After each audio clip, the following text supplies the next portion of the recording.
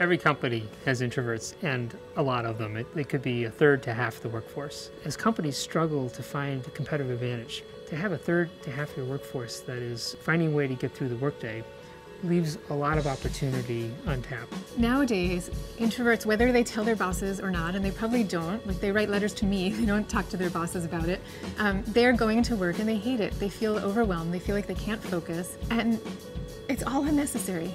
What if the problem is the new workplace is too much the same? We're asking too many people who are different to work in a new way, but the new way is all the same.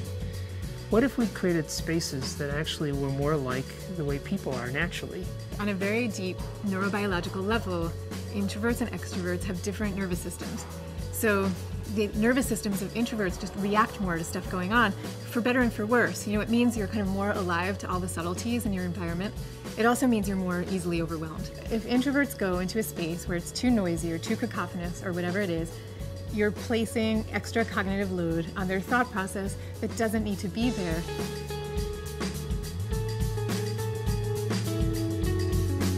So now we have this opportunity to create great spaces for introverts, quiet spaces.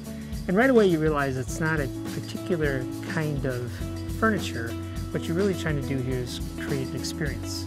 You're trying to create an application that pulls together architecture, furniture, and technology to deliver the kinds of experiences that will unlock the promise of an introvert. The most important way to foster engagement is to look at how each individual thinks, feels, and behaves. But getting to that state is different for introverts and for extroverts.